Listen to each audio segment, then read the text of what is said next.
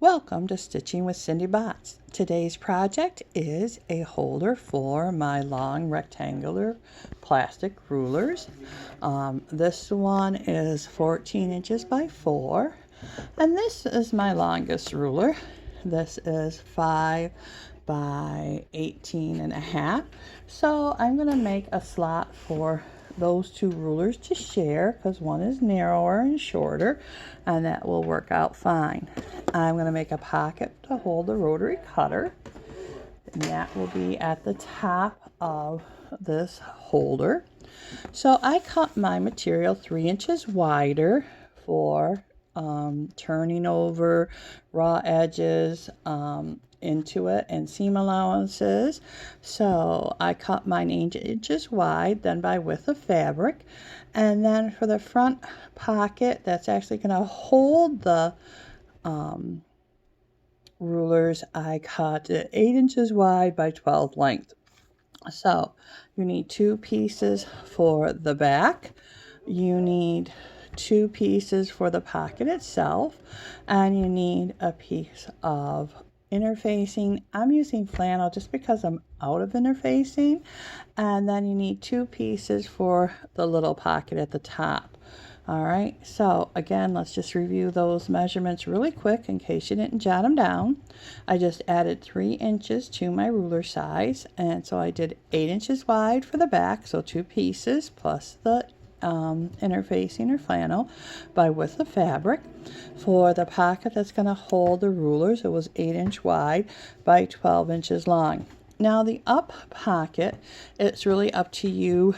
I made mine 6.5 by the 8, just enough to tuck in the rotary cutter. I decided that I was going to put a flap on mine, so I did cut a 3-inch by 8-inch piece, 2 pieces of fabric, front and back, and flannel for that also.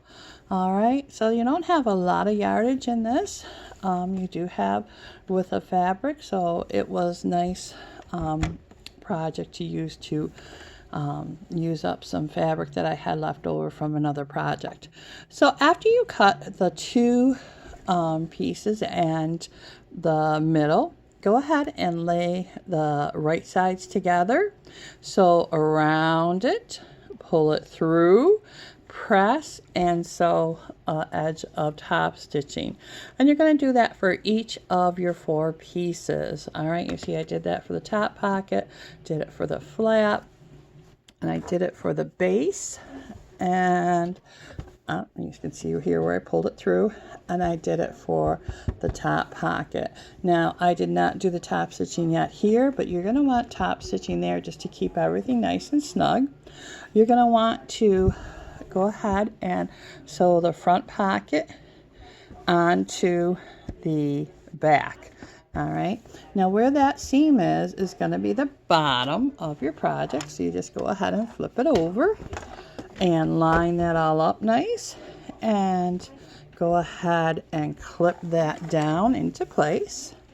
All right, so you just take a couple of your clips, and then all you have to do there is a side seam to hold everything together, and a bottom seam. Okay, depending on how it turns out, I might do an actual seam and then a little top stitching in to give it a little more strength. Just want to make sure that this doesn't eat up so much of your width that you can't slide your rulers in. Okay, then at the top, we're going to do the same thing sort of as what we did at the bottom. We're going to hide that lower seam. So we're going to take and determine where this pocket needs to sit. I think that's about nice. So I'm going to line this bottom here so I can sew it down. So you go ahead and flap that over. Okay. Then you're going to sew this down. Let me just put a little clip here to demonstrate. Okay, so you're going to sew that down. Then you're going to go ahead and flop this over. Okay, so you're going to turn that over, and that will make the bottom of your pocket. Go ahead and top stitch on this to hold it nice and snug, give it a nice definition of where the bottom is, lining up your sides. All right. Then what you want to do is the same process for your top. Again, you want to figure out where you want it to lay. You're going to fold it over. You're going to sew this seam down. Now, if you don't want to see that raw edge when you flap it over, you could tuck that raw edge in. Tuck it in and top stitch it down if you want before you do this project. I don't know how I'm going to do mine yet. I may just sew it down and leave the raw edges in there, or I might go ahead and just fold that over and top stitch it down. You know, kind of like what you do when you fold a tote or something in. Just fold those over like that and sew that down, and that will get rid of your raw edges. I think I will do that because it just has a nicer finish look to it. So then you just sew that where you want it, and if you want to put Velcro or something on to close it, this would be the time to do that so that you can access both the top and the top flap and this body. Then after you get that taken care of, go ahead and sew around. Now, I went ahead and I made my top a little more narrow than the inside when I sewed it. I got to thinking that if I keep this at the 8-inch width, it's going to get caught in the seam.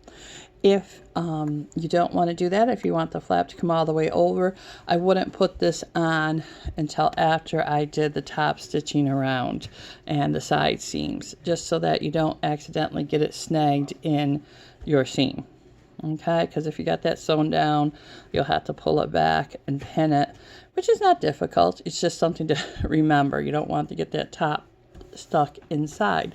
So there you have it. A nice holder for your rulers. Let's just kind of mock that up. So the ruler would go in here, and let's flip that over, and your rotary cutter or your scissors can just slide in there at the top. Oh, here's my rotary cutter. See, I misplaced it already. Definitely need this organizational tool. Okay. Now for hanging purposes, I'm not sure if I want to put a flap, a little, I'm not sure how I want to do that yet. I'm thinking at this point that I am going to run a piece of material across the back, leaving the ends open, just adding the hanger like you would for a quilt, so that you can put your rod through here, your wooden dowel through here. If you wanted to make little narrow little straps, you could make a strap to go here, maybe one here on this side and one here on this end to hold the dowel. There's a lot of different ways you could do it. That's up to you. All right, happy sewing. See you soon. Thanks.